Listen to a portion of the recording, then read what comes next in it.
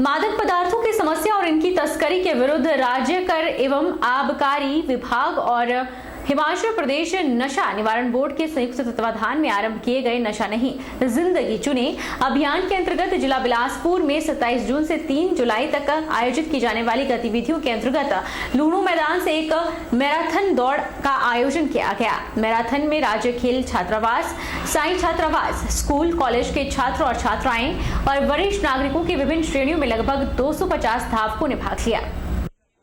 हिमाचल प्रदेश सरकार के दिशा निर्देशानुसार एक इंटरनेशनल ड्रग अब्यूज डे 26 तारीख को मनाया गया और इसी के तहत हम लोगों को प्रदेश के एक्साइज डिपार्टमेंट के माध्यम से एक वीक लॉन्ग एक्टिविटी आप लोगों ने करनी है। इसी कड़ी में आज किसी रन का आयोजन किया गया जिसमें हमने ये मैसेज देने का प्रयास किया है कि जो नशे का जो कारोबार है और जो युवा उसमें इससे प्रभावित हो रहे हैं उसके अगेंस्ट हम एक मैसेज दे सकें। उसी मैसेज को कन्वे करने के लिए हम लोगों ने ये छोटे से रन का आयोजन किया गया था जिसका नाम हमने रखा था रन अगेंस्ट ड्रग्स। तो युवाओं में जैसे दिन प्रतिदिन इस प्रकार की जो नशे के प्रति प्रवृत्ति बढ़ रही है उसको रोकने के लिए एक पॉजिटिव मैसेज देने के लिए इस मैराथन का आयोजन किया गया। 1 जुलाई से पूरे प्रदेश सहित देश में प्लास्टिक की कुछ चीजों पर प्रतिबंध लगाया जा रहा है। इसी के चलते चंबा जिला प्रशासन ने भी व्यापार मंडल को सख्त निर्देश दिए हैं कि 1 जुलाई से प्लास्टिक को लेकर नियम में बदलाव हो रहा है। ऐसे में बाजार और अन्य क्षेत्रों में रहने वाले कारोबारियों को भी सरकार के नियमों का पालन करना होगा। चंबा के एडीएम अमित मेहरा ने कहा कि केंद्र सरकार ने प्लास्टिक के ऊपर अन्य सामानों पर भी प्रतिबंध लगाया है। उनमें कई तरह की प्लास्टिक की चीजें शामिल है। इसके बारे में व्यापार मंडल के साथ भी एडीएम की अगुवाई में बैठक हुई और व्यापार मंडल को सरकार के दिशा निर्देशों का पालन करने को कहा। प्लास्टिक की कई चीजों पर पहले से प्रतिबंध लगा हुआ है और प्लास्टिक के लिफाफे पहले से हिमाचल में प्रतिबंधित है। हालांकि प्लास्टिक की प्लेट, दोने और आइसक्रीम स्टिक्स पर पूर्ण रूप से प्रतिबंध रहेगा। अगर नियमों की उल्लंघना होती है तो 500 रुपए से लेकर 25,000 तक के जुर्माना का प्रावधान किया गया है। इसके बारे में व्यापार मंडल और होटल कारोबारियों को भी अवगत करवाया गया है। अब ये जो नए नियम है उसके उपरांत उनमें भी जो गुणवत्ता और जो उनके माइक्रोन्स थे उसमें चेंजेस की गई हैं। उसी प्रकार से जो ये आजकल हम थैले देखते हैं जिनको हम आमतौर पे कपड़े का मान लेते हैं पर वो पॉलीप्रोपिलीन के थैले हैं, उन पे प्रतिबंध है। उसके माइक्रोन बढ़ा दिए गए हैं। वो आमतौर पे जो मिलते हैं वो नहीं मार्केट में मिलेंगे।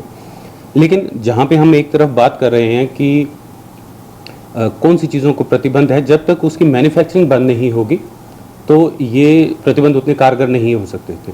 तो जब ये प्रतिबंध लाए गए हैं तो उसमें ये सबसे पहला उनकी तरफ से रहा है कि इस जो प्रतिबंध मैन्युफैक्चरिंग जो यूनिट्स हैं उनको भी ये कहा गया है कि वो शिफ्ट करें एज पर गाइडलाइंस जो ये प्लास्टिक मैन्युफैक्चर हो सकता है उस पे आए। तो इसमें मुख्यतः straws, earbuds, ice cream sticks, plastic की कटलरी, स्पून्स, फॉर्क्स, ये सारी चीज़ें जो हैं वो प्रतिबंधित श्रेणी में आएंगी।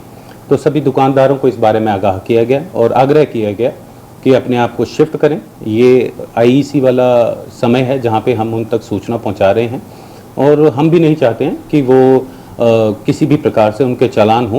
नूरपुर के तहत पुंदर में पेयजल की नियमित सप्लाई न होने के चलते लोग परेशान हैं। गोसाई महिलाओं द्वारा जल शक्ति विभाग के कार्यरत जेई के साथ अभद्र व्यवहार और हाथापाई करने का मामला सामने आया है और वीडियो भी वायरल हो रही है।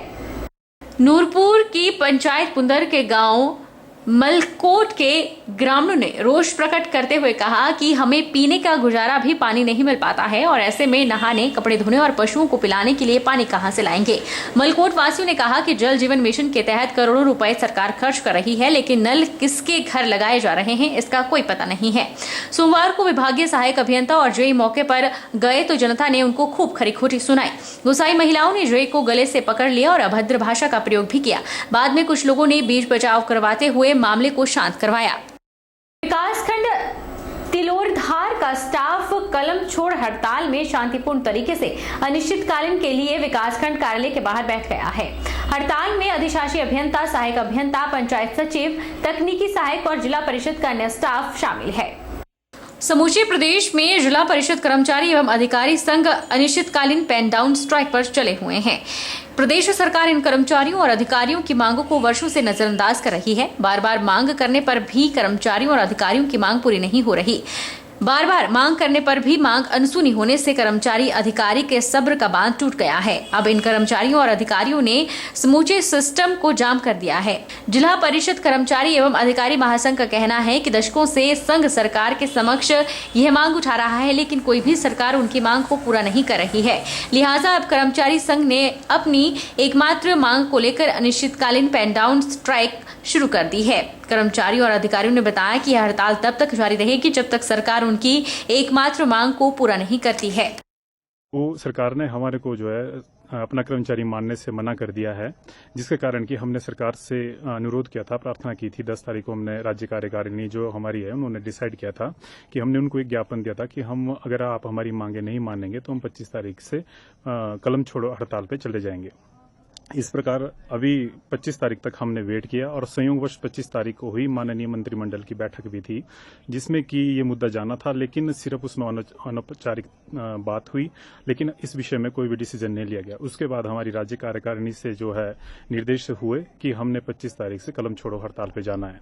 तो इसका ही आज ये पहला दिन शुरू है और हम मीडिया के माध्यम से हम रिक्वेस्ट करते हैं माननीय मंत्री जो हमारे पंचायती राज के मंत्री है श्री वीरेंद्र कंवर जी और माननीय मुख्यमंत्री महोदय से हम प्रार्थना करते हैं अभी कि हमारी इस मांग को जायज मानते हुए आप हमें शीघ्र विभाग में विलय करें। हम ऊना जिला के सानन गांव के हरिजन मोहल्ला के 35 के करीब घरों में पिछले कई दिनों से बिजली आपूर्ति न होने के कारण लोगों को मुश्किलों का सामना करना पड़ रहा है। गाँव के लोगों की माने तो बच्चों और बुजुर्गों को सबसे ज्यादा गर्मी से दो चार होना पड़ रहा है। ऊना के सानन गांव के लोग बिजली न होने से परेशान हैं। बिजली न होने के चलते और भी ज्यादा मुश्किलें बढ़ जाती है। गांव के लोगों की माने तो उन्होंने इसकी शिकायत बिजली विभाग के जेई से भी की थी, लेकिन समस्या का कोई समाधान नहीं हुआ। बिजली कभी 1 घंटे जा रही है तो 2 घंटे के बाद आती है। रात को बिजली आती ही नहीं है, जिस कारण उन्हें मजबूर होकर बिजली विभाग के दफ्तर इकट्ठे होकर ज्ञापन देना पड़ रहा है। उन्होंने अधिकारियों को अपनी समस्याओं के बारे अवगत करवाया और जल्द बिजली की आपूर्ति को सुचारू करने की गुहार लगाई। उन्होंने साफ कर दिया है कि अगर जल्द ही उनकी समस्या का समाधान नहीं हुआ तो वह गांव के लोग बड़ी संख्या में इकट्ठे होकर एक बड़ा प्रदर्शन करने से भी गुरेज नहीं करेंगे। ज्ञापन देने पहुंचे लोगों में बच्चे, बुजुर्ग और महिलाएं काफी संख्या में थे। बिजली न होने के कारण इनको अनेक प्रकार की दिक्कतों का सामना करना पड़ रहा है। इसलिए उन्होंने विभाग से गुहार लगाई है कि बिजली को सुचारू रूप से चालू किया जाए ताकि बच्चों की पढ़ाई खराब न हो और बुजुर्गों को भी गर्मी से 2-4 न होना पड़े। हमारी समस्या ये है सर, मैंने कल शिमला भी रिपोर्ट की है, जेई को भी फ़ोन किया है, तो हमारी समस्या को कोई भी हल नहीं हो रहा। हफ्ता 10 दिन से ऊपर हो गया, बत्ती का कोई भी लेन देन नहीं है किसी से भी। बिल हर महीने 1000 रुपया, 2000 रुपया, 3000 रुपया बिल आ रहा। वो 28 दिन भी नहीं होने देंगे बिल वास्ते। बत्ती हफ्ता भर नहीं आ रही है। जे जेई ने फ़ोन करो तो कहते मेरे पास स्टाफ 2 है, मेरे पास बंदे नहीं है। सर यहाँ पे हमारे गांव में बिजली की बहुत दिक्कत आ रही है, जिससे हमारे बुजुर्ग और बच्चे बहुत ही परेशान हैं। और इसी कारण हम आज इकट्ठे होकर पहले हमने अपनी ये सारी दरख्वास्त अपनी प्रधान जी को दी थी। उन्होंने जेई से बात की, लेकिन हमारी सुनाई जो करते हैं वो 1 घंटा 2 घंटे के लिए लाइट आती है, उसके बाद लाइट नहीं आती है। और पूरी रात तो लाइट बिल्कुल नहीं आती। जब बच्चे इतने परेशान हैं और बुजुर्ग है, हमारे एक यहाँ बुजुर्ग आए वो हैंडीकैप है, उनको तो बिल्कुल भी नहीं हो रहा। वहीं विभाग के अधिकारी की माने तो सानन गांव का एक प्रतिनिधिमंडल बिजली की समस्या को लेकर उनसे मिला। उन्होंने इस संदर्भ में एक ज्ञापन भी उन्हें सौंपा है। बिजली की समस्या को जल्द ठीक करवाने का विभाग के अधिकारी ने आश्वासन दिया है। तो ये शासन पंचायत से एक डेलीगेशन आया था, इन्होंने एक ज्ञापन दिया है कि इनके घरों में मतलब लाइट जो है वो बहुत कम आ रही है, तो कुछ लोड की समस्या वगैरह हो सकती है। बाकी लाइट बीच में चल रही है, लेकिन इसका समाधान कर दिया जाएगा। ये एक्शन साहब को बता देंगे।